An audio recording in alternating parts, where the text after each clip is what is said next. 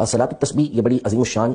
عبادت ہے۔ نبی پاک صلی اللہ علیہ وسلم نے اپنے چچا جان حضرت عباس رضی اللہ تعالیٰ عنہ کو خاص طور پر اس کی ترغیب دی، اور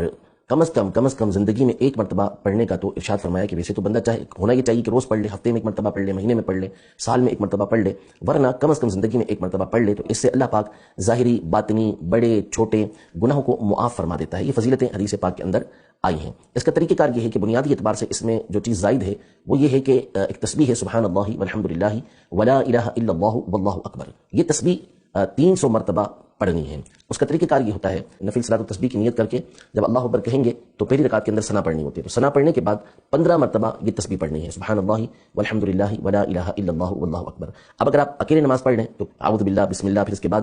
سورۃ الفاتحہ اور سورت ملائیں گے، پھر اس کے بعد 10 مرتبہ یہی تسبیح پڑھنی ہے۔ اور اگر امام کے پیچھے آپ نماز پڑھ لیں تو پھر امام صاحب قرات کریں گے اور آپ نے توجہ سے سننا ہے، اور جب امام صاحب قرات مکمل کر لیں گے تو 10 مرتبہ یہی تسبیح پڑھیں گے، پھر رکوع میں جائیں گے، رکوع کی تسبیح پڑھنے کے بعد 10 مرتبہ یہی تسبیح پڑھنی ہے، پھر قومے میں کھڑے ہوں گے تو اس میں بھی 10 مرتبہ یہ تسبیح پڑھیں گے، پھر سجدے میں جائیں گے، سجدے کی تسبیح ادا کرنے کے بعد 10 مرتبہ یہ تسبیح پڑھنی ہے، سجدے کے 2 سجدوں کے درمیان جو بیٹھتے ہیں جسے جلسہ کہا جاتا ہے، اس میں بھی 10 مرتبہ یہی تسبیح پڑھنی ہے، پھر سجدے میں جا کر یہ تسبیح 10 مرتبہ پڑھنی ہے، سجدے کی تسبیح پڑھنے کے بعد پھر یہ 10 مرتبہ تسبیح پڑھیں گے، تو یوں یہ ایک رکعت کے اندر 75 مرتبہ 75 ٹائمز یہ آپ کی تسبیح مکمل ہو گئی۔ اب آپ دوسری رکعت شروع کریں گے تو اس میں ثنا نہیں ہے، تو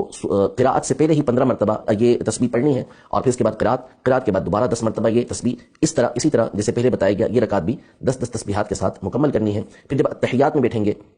تو وہاں یہ تسبیح نہیں پڑھنی، بلکہ تحیات پڑھ کے درود ابراہیمی پڑھ کر دعا پڑھ کے کھڑے ہو جائیں گے، اب دوبارہ ثنا سے ابتدا کریں گے، اور اس میں ثنا پڑھنے کے بعد دوبارہ 15 مرتبہ یہ تسبیح پڑھی جائے گی، قراءت ہوگی، پھر اس کے بعد 10 مرتبہ، یوں 75 مرتبہ